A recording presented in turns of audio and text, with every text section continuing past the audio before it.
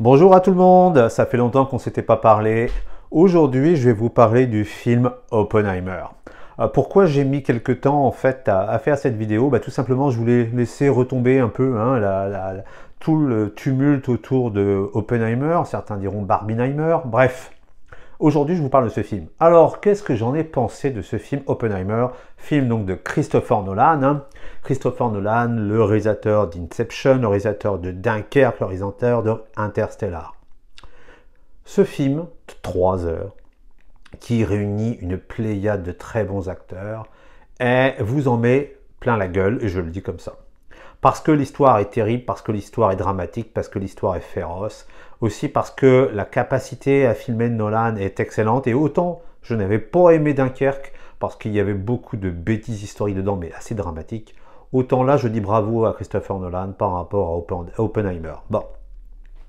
Oppenheimer, donc ça raconte d'une façon un diptyque, d'un côté la vie de Robert Oppenheimer, en fait, de ses débuts à la création de la bombe atomique et puis après, avec ses démêlés avec les commissions anticommunistes. De l'autre côté, c'est l'amiral Stroh, qui est joué d'ailleurs par Robert Downey Jr., qui, là, c'est intéressant, c'est parce que la première partie est filmée en couleur, la deuxième partie en noir et blanc, et c'est toute la vindicte de cet amiral qui est commissaire, qui est le président de la commission de l'énergie atomique, par rapport à Oppenheimer, qu'il déteste en fait. Bon. Partie en couleur, partie en noir et blanc.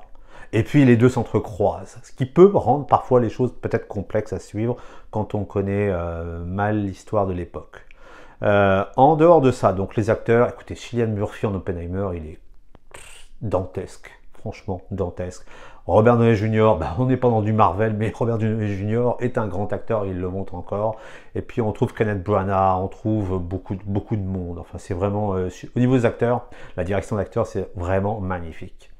Sur Robert Oppenheimer en tant que tel, en fait, tout le long du film et jusqu'à la fin, on n'arrive pas à savoir, puis c'est ça qui est intelligent parce qu'un être humain c'est complexe, on n'arrive pas à savoir ce qu'il pense vraiment. Contre la bombe atomique. En fait, on pense que humainement il était contre, mais en tant que citoyen américain, loyaliste, patriote, il était pour parce qu'il fallait terminer la guerre d'une façon ou d'une autre.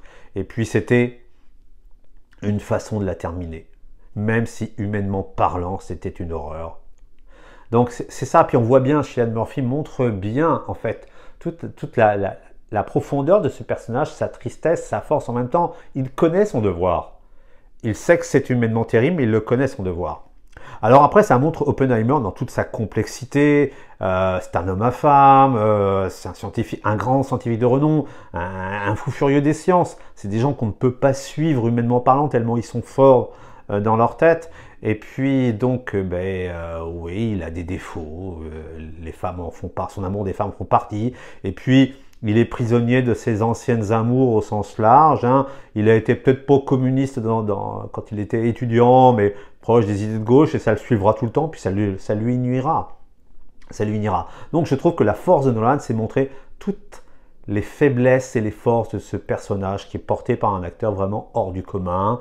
Et puis la bande-son est superbe aussi.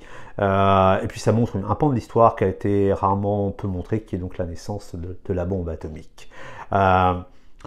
Sur la partie noir et blanc avec Robert Downey Jr. qui est absolument excellent dans son rôle, je le redis encore, c'est tout ce qu'on peut voir autour du macartisme, de la peur du communisme, de l'antisémitisme primaire. Puis en 1949, l'URSS a eu la bombe atomique. C'est évident que les Américains avaient peur de ça, comme les Soviétiques en 1945 ont commencé à prendre très peur des Américains qui avaient eux-mêmes la bombe atomique.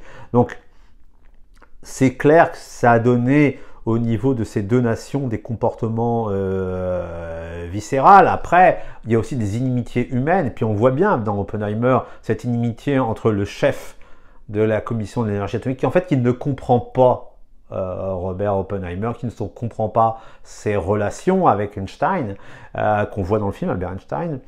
Et donc c'est pour ça aussi qu'il lui en veut. Au final, qu'est-ce qui se passera? Robert Oppenheimer sera blanchi de tout soupçon de communisme, mais il ne pourra plus travailler pour la commission nationale en fait à l'énergie atomique parce qu'il ne peut pas avoir son accréditation. Il continuera sa vie de professeur jusqu'à la fin en 1967. Donc, je le dis, excellent film, un magnifique film, un grand film de Christopher Nolan qui montre bien toute la difficulté d'être un être humain broyé par l'histoire et à qui on donne une mission complètement folle qui est en fait de créer une bombe qui va terminer une guerre. Voilà, bah écoutez, je vous remercie, likez, partagez et compagnie comme on dit tout le temps et puis on se retrouve une prochaine fois. Merci.